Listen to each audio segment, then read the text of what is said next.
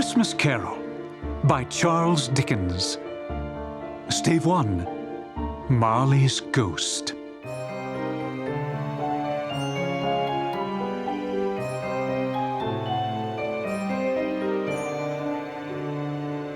Marley was dead, to begin with. There is no doubt whatever about that. The register of his burial was signed by the clergyman, the clerk, the undertaker, and the chief mourner.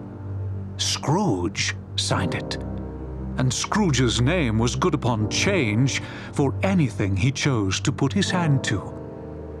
Old Marley was as dead as a doornail.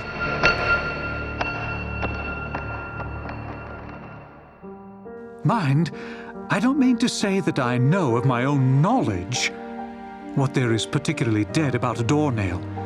I might have been inclined myself to regard a coffin nail as the deadest piece of ironmongery in the trade.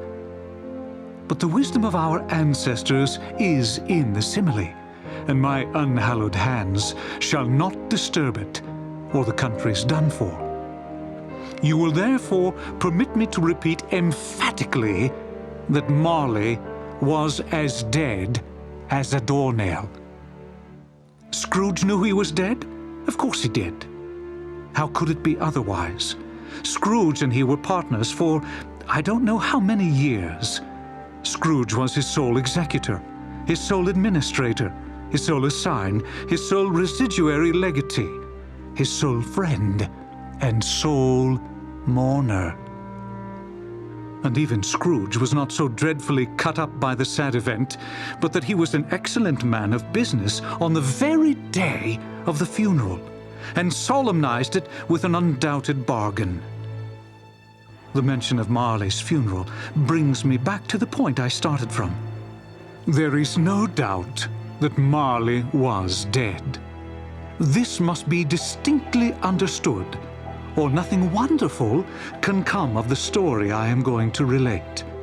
If we were not perfectly convinced that Hamlet's father died before the play began, there would be nothing more remarkable in his taking a stroll at night in an easterly wind upon his own ramparts than there would be in any other middle-aged gentleman rashly turning out after dark in a breezy spot, say St. Paul's churchyard, for instance, literally to astonish his son's weak mind.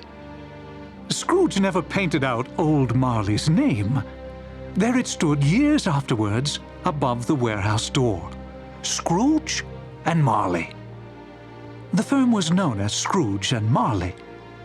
Sometimes people new to the business called Scrooge, and sometimes Marley. But he answered to both names. It was all the same to him. Oh, but he was a tight-fisted hand at the grindstone, Scrooge. A squeezing, wrenching, grasping, scraping, clutching, covetous old sinner. Hard and sharp as flint, from which no steel had ever struck out generous fire. Secret and self-contained, and solitary as an oyster. The cold within him froze his old features, nipped his pointed nose, shriveled his cheek, stiffened his gait, made his eyes red, his thin lips blue, and spoke out shrewdly in his grating voice. A frosty rime was on his head and on his eyebrows, and his wiry chin. He carried his own low temperature always about with him. He iced his office in the dog days and didn't thaw it 1 degree at Christmas. External heat and cold had little influence on Scrooge. No warmth could warm, no wintry weather chill him. No wind that blew was bitterer than he. No falling snow was more intent upon its purpose. No pelting rain less open to entreaty. Foul weather didn't know where to have him. The heaviest rain and snow and hail and sleet could boast of the advantage over him in only one respect. They often came down handsomely. And Scrooge never did. Nobody ever stopped him in the street to say, with gladsome looks, "My dear Scrooge, how are you? When will you come to see me?" No beggars implored him to bestow a trifle. No children asked him what it was o'clock. No man or woman ever once in all his life inquired the way to such and such a place. Of Scrooge. Even the blind men's dogs appeared to know him, and when they saw him coming on, would tug their owners into doorways and up courts, and then would wag their tails as though they said, "No eye at all is better than an evil eye, dark master." But what did Scrooge care? It was the very thing he liked. To edge his way along the crowded paths of life, warning all human sympathy to keep its distance, was what the knowing ones call nuts to Scrooge. Once upon a time, of all the good days in the year, on Christmas Eve, old Scrooge sat busy in his counting-house. It was cold, bleak, biting weather, foggy withal, and he could hear the people in the court outside go wheezing up and down, beating their hands upon their breasts, and stamping their feet upon the pavement stones to warm them. The city clocks had only just gone 3, but it was quite dark already. It had not been light all day, and candles were flaring in the windows of the neighboring offices like ruddy smears upon the palpable brown air. The fog came pouring in at every chink and keyhole, and was so dense without that although the court was of the narrowest, the houses opposite were mere phantoms. To see the dingy cloud come drooping down, obscuring everything, one might have thought that nature lived hard by, and was brewing on a large scale. The door of Scrooge's counting-house was open, that he might keep his eye upon his clerk, who, in a dismal little cell beyond, a sort of tank, was copying letters. Scrooge had a very small fire, but the clerk's fire was so very much smaller that it looked like one coal. But he couldn't replenish it, for Scrooge kept the coal box in his own room, and so surely as the clerk came in with a shovel, the master predicted that it would be necessary for them to part. Wherefore, the clerk put on his white comforter and tried to warm himself at the candle, in which effort, not being a man of strong imagination, he failed. A Merry Christmas, Uncle! God save you! It was the voice of Scrooge's nephew, who came upon him so quickly that it was the first intimation he had of his approach. Bah, humbug! He had so heated himself with rapid walking in the fog and frost, this nephew of Scrooge's, that he was all in a glow. His face was ruddy and handsome, his eyes sparkled, and his breath smoked again. Christmas a humbug, Uncle. You don't mean that, I'm sure. I do. Merry Christmas. What right have you to be merry? What reason have you to be merry? You're poor enough. Come then.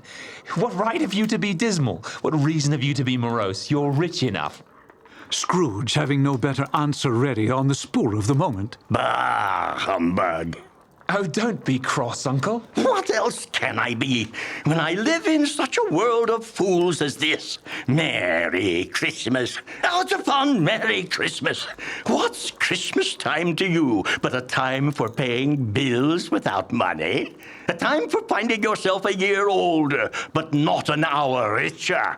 A time for balancing your books and having every item in them through a round dozen of months presented dead against you. Oh, if I could work my will, every idiot that goes about with Merry Christmas on his lips should be boiled with his own pudding and buried with a stick of holly through his heart. He should. Oh, Uncle. Nephew, keep Christmas in your own way, and let me keep it in mine. Keep it? But you don't keep it. Well, let me leave it alone, then. Much good it may do you. Much good it has ever done you. There are many things from which I might have derived good, by which I have not profited, I dare say. Christmas among the rest. But I'm sure I've always thought of Christmas time, when it has come round, apart from the veneration due to its sacred name and origin, if anything belonging to it can be apart from that, as a good time, a kind, forgiving, charitable, pleasant time, the only time I know of in the long calendar of the year, when men and women seem by one consent to open their shut-up hearts freely, to think of people below them as if they really were fellow passengers to the grave, and not another race of creatures bound on other journeys. And therefore, Uncle, though it has never put a scrap of gold or silver in my pocket, I believe that it has done me good, and will do me good, and I say, God bless it. The clerk in the tank involuntarily applauded. Becoming immediately sensible of the impropriety, he poked the fire and extinguished the last frail spark forever. Let me hear another sound from you, and you'll keep your Christmas by losing your situation. Turning to his nephew, You're quite a powerful speaker, sir. I wonder you don't go into Parliament. Oh, don't be angry, Uncle. Come, dine with us tomorrow. Scrooge said that he would see him. Yes, indeed he did. He went the whole length of the expression and said that he would see him in that extremity first. But why? Why? Why did you get married? Because I fell in love? Because you fell in love. Good afternoon. Nay, Uncle, but you never came to see me before that happened. Why give it as a reason for not coming now? Good afternoon. I want nothing from you. I ask nothing of you. Why cannot we be friends? Good afternoon. I am sorry with all my heart to find you so resolute. We've never had any quarrel to which I have been a party. But I have made the trial in homage to Christmas, and I'll keep my Christmas humor to the last. So, a Merry Christmas, Uncle. Good afternoon. And a Happy New Year. Good afternoon. His nephew left the room without an angry word notwithstanding.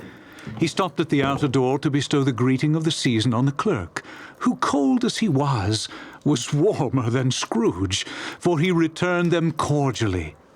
There's another fellow, my clerk, with 15 shillings a week and a wife and family, talking about a Merry Christmas. I'll retire to Bedlam. This lunatic, in letting Scrooge's nephew out, had let 2 other people in. They were portly gentlemen, pleasant to behold, and now stood with their hats off in Scrooge's office. They had books and papers in their hands, and bowed to him.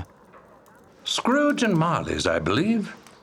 Have I the pleasure of addressing Mr. Scrooge or Mr. Marley? Mr. Marley has been dead these 7 years.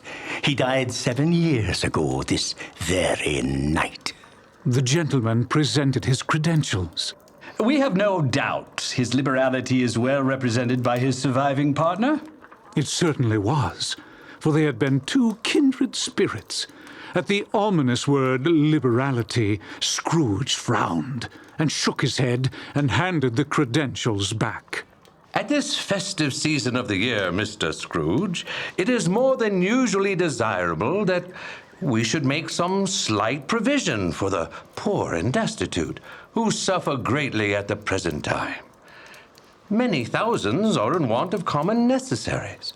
Hundreds of thousands are in want of common comfort, sir. Are there no prisons? Plenty of prison. And the union workhouses, are they still in operation? They are. Still, I wish I could say they were not. The treadmill and the poor law are in full vigor then. Both very busy, sir. Oh, I was afraid from what you said at first that something had occurred to stop them in their useful course. I'm very glad to hear it.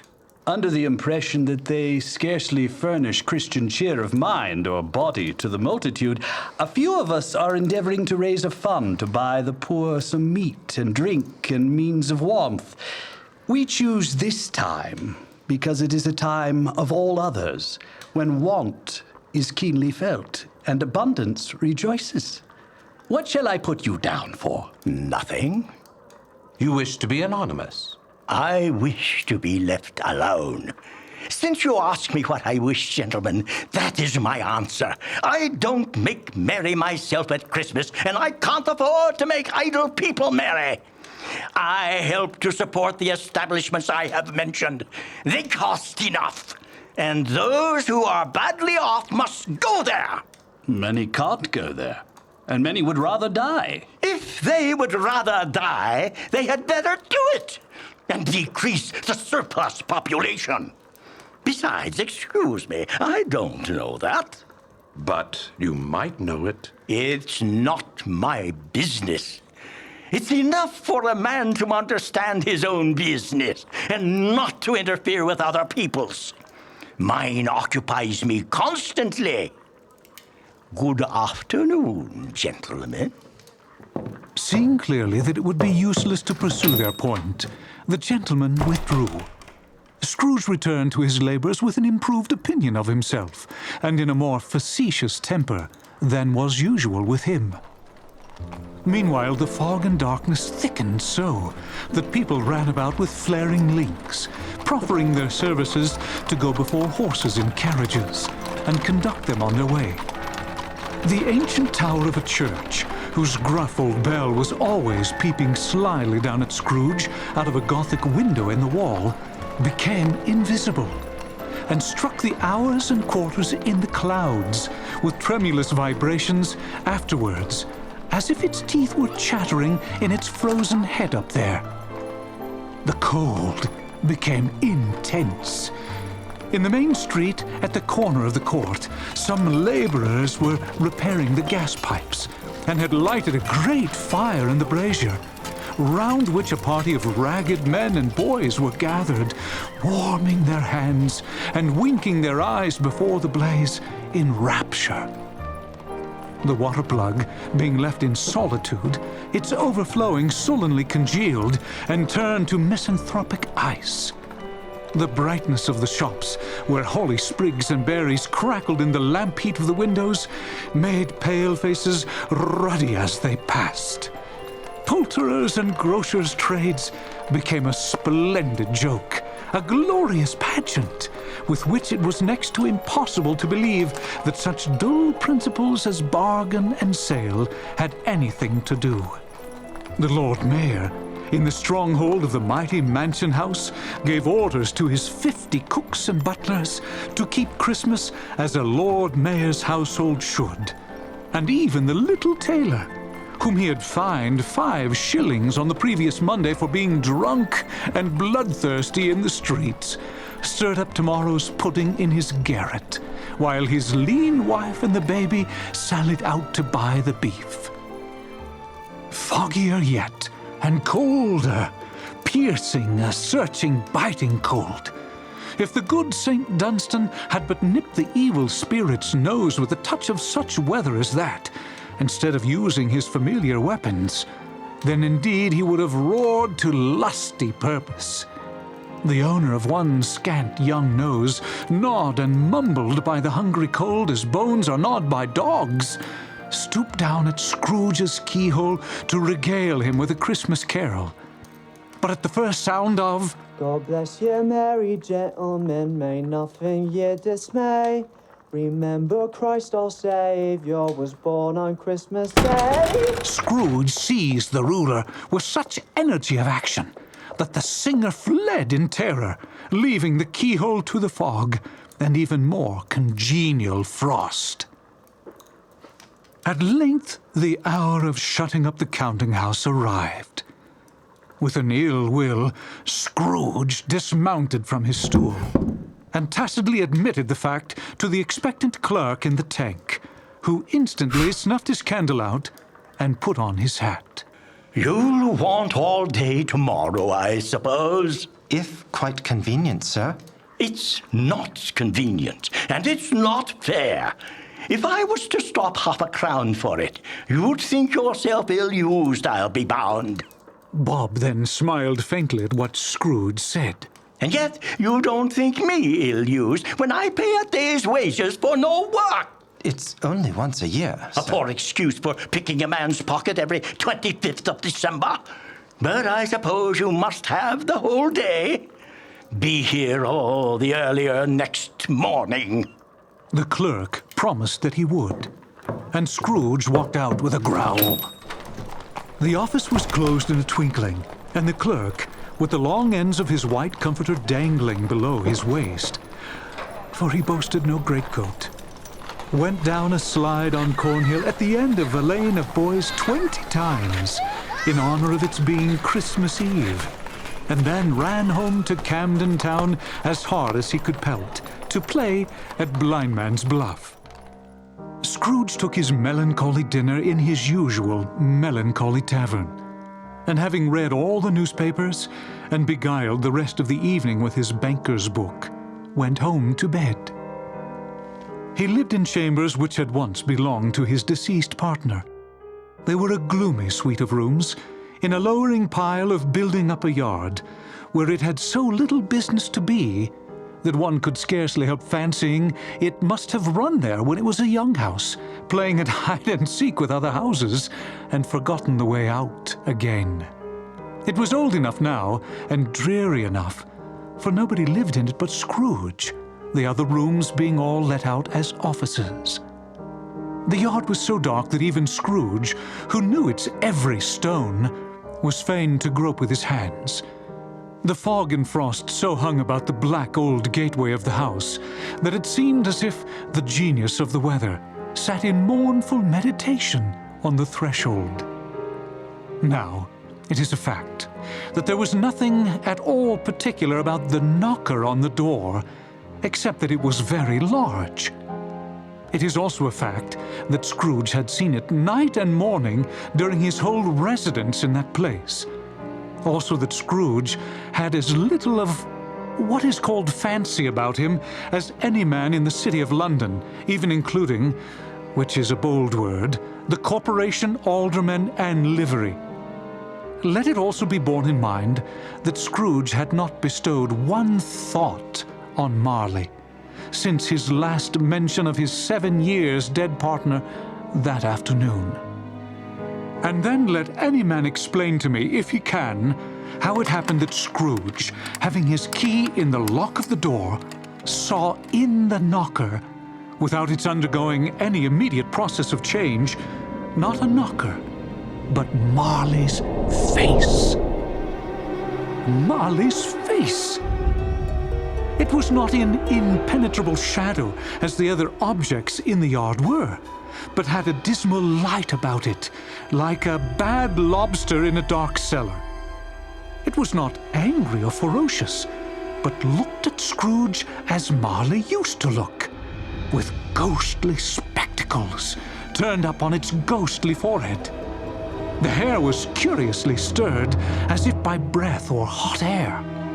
And though the eyes were wide open, they were perfectly motionless. That, and its livid color, made it horrible. But its horror seemed to be in spite of the face, and beyond its control, rather than a part of its own expression. As Scrooge looked fixedly at this phenomenon, it was a knocker again. To say that he was not startled, or that his blood was not conscious of a terrible sensation to which it had been a stranger from infancy, would be untrue. But he put his hand upon the key he had relinquished, turned it sturdily, walked in, and lighted his candle. He did pause, with a moment's irresolution, before he shut the door. And he did look cautiously behind at first, as if he half expected to be terrified with the sight of Marley's pigtail sticking out into the hall. But there was nothing on the back of the door, except the screws and nuts that held the knocker on. So he said, "Pooh-pooh," and closed it with a bang. The sound resounded throughout the house like thunder. Every room above, and every cask in the wine merchant's cellars below, appeared to have a separate peal of echoes of its own. Scrooge was not a man to be frightened by echoes. He fastened the door and walked across the hall and up the stairs, slowly too, trimming his candle as he went. You may talk vaguely about driving a coach and six up a good old flight of stairs, or through a bad, young, active Parliament. But I mean to say you might have got a hearse up that staircase and taken it broadwise, with the splinter bar towards the wall and the door towards the balustrades, and done it easy. There was plenty of width for that, and room to spare, which is perhaps the reason why Scrooge thought he saw a locomotive hearse going on before him in the gloom. Half a dozen gas lamps out of the street wouldn't have lighted the entry too well, so you may suppose that it was pretty dark with Scrooge's dip. Up Scrooge went, not caring a button for that. Darkness is cheap, and Scrooge liked it. But before he shut his heavy door, he walked through his rooms to see that all was right. He had just enough recollection of the face to desire to do that. Sitting room, bedroom, lumber room, all as they should be. Nobody under the table, nobody under the sofa. A small fire in the grate, spoon and basin ready, and a little saucepan of gruel, Scrooge had a cold in his head, upon the hob.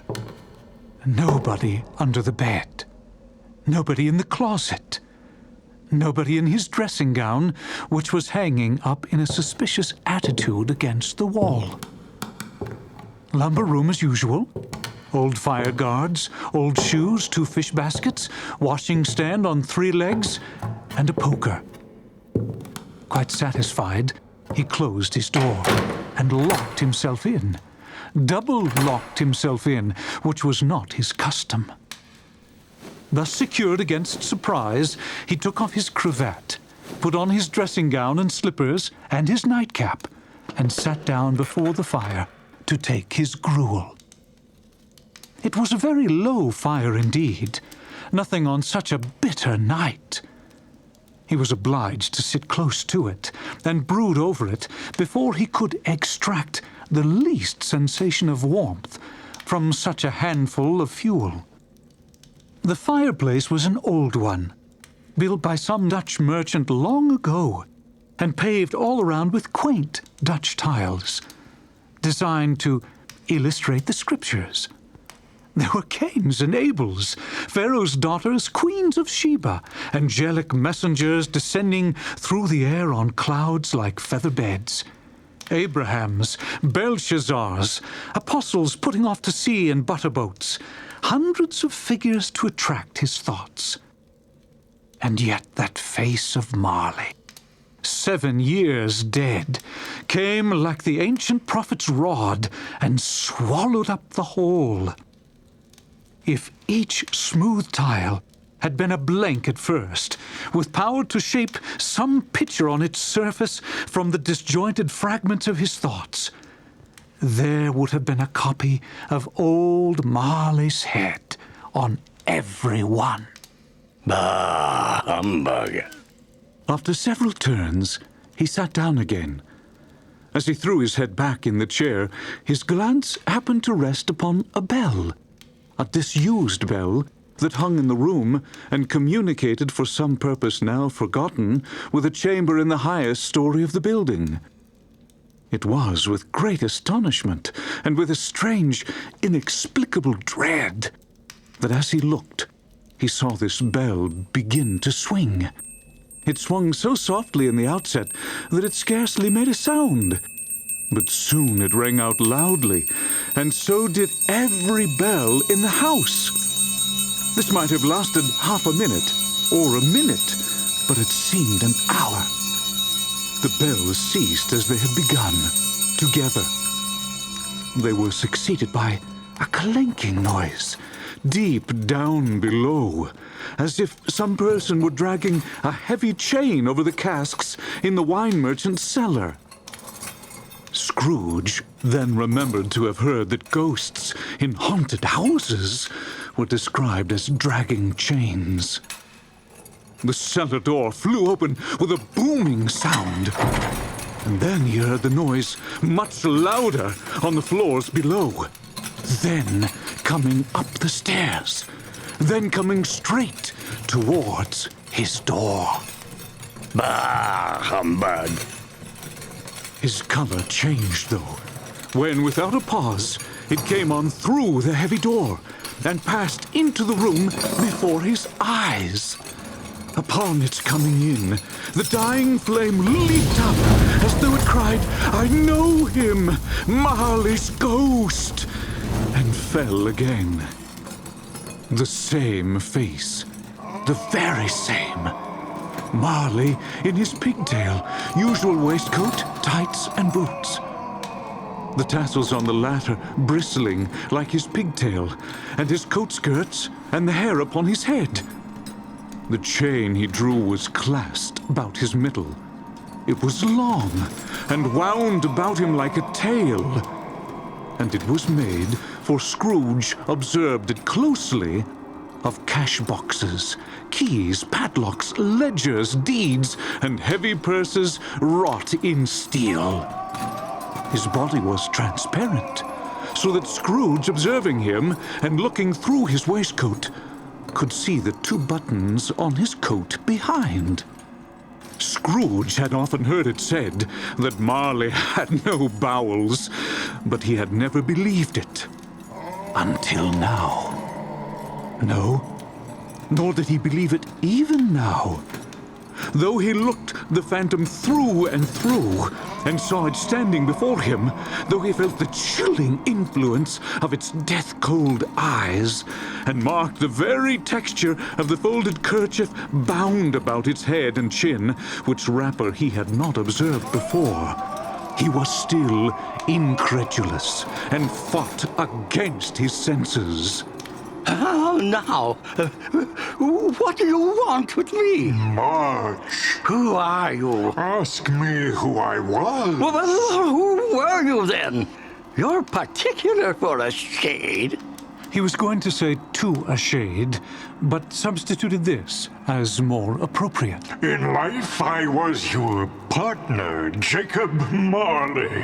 Can you sit down? I can. Well, do it then. Scrooge asked the question because he didn't know whether a ghost so transparent might find himself in a condition to take a chair, and felt that in the event of its being impossible, it might involve the necessity of an embarrassing explanation. But the ghost sat down on the opposite side of the fireplace, as if he were quite used to it. You don't believe in me. I don't.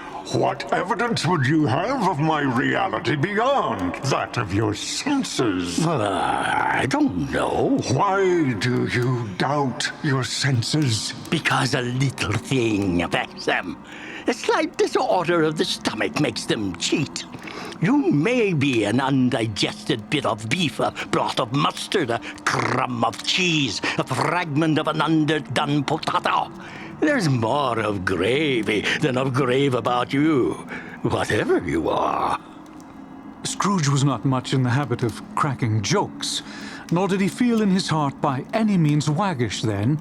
The truth is that he tried to be smart, as a means of distracting his own attention and keeping down his terror, for the spectre's voice disturbed the very marrow in his bones. To sit, staring at those fixed, glazed eyes, in silence for a moment, would play, Scrooge felt, the very deuce with him. There was something very awful, too, in the spectre's being provided with an infernal atmosphere of its own. Scrooge could not feel it himself, but this was clearly the case, for though the ghost sat perfectly motionless, its hair and skirts and tassels were still agitated, as by the hot vapor from an oven. You see this toothpick? I do, You're not looking at it. but I see, notwithstanding.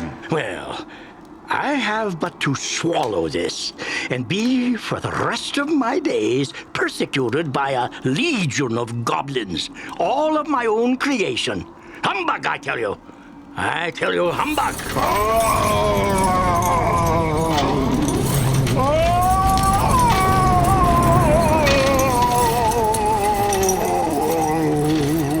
At this the spirit raised a frightful cry, and shook its chain with such a dismal and appalling noise that Scrooge held on tight to his chair to save himself from falling in a swoon. But how much greater was his horror when the phantom, taking off the bandage round its head, as if it were too warm to wear indoors, its lower jaw dropped down upon its breast. Scrooge fell upon his knees and clasped his hands before his face. Oh, mercy! Dreadful apparition! Why do you trouble me? Man of the worldly mind, do you believe in me or not? I do. I must. But why do spirits walk the earth, and why do they come to me? It is required of every man that the spirit within him should walk abroad among his fellow men and travel far and wide. And if that spirit goes not forth in life, it is condemned to do so after death. It is doomed to wander through the world. Oh, woe is me! And witness what it cannot share, but might have shared on earth, and turned to happiness.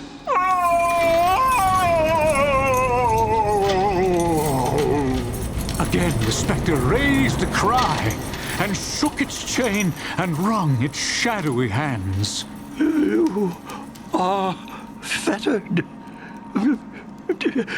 Tell me why. I wear the chain I forged in life.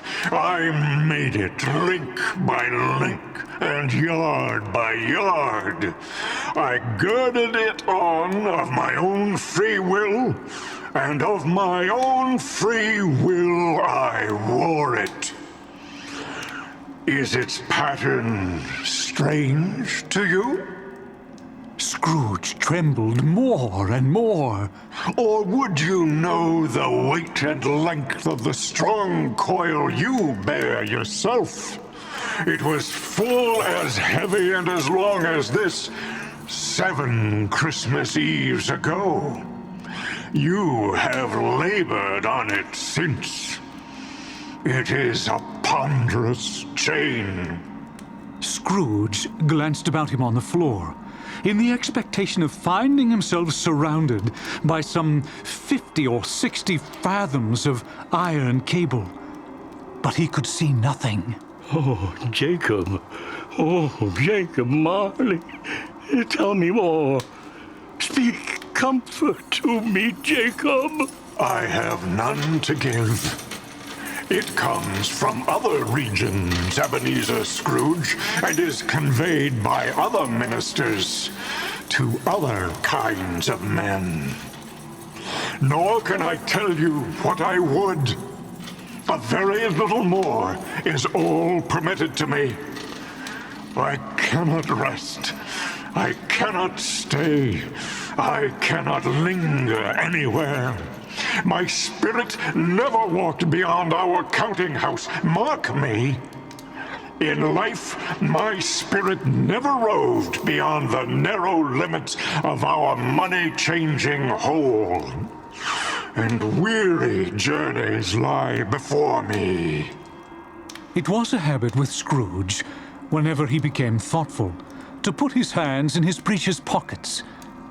Pondering on what the ghost had said, he did so now, but without lifting up his eyes or getting off his knees. You must have been very slow about it, Jacob. Slow. Well, 7 years dead and traveling all the time. The whole time. No rest, no peace.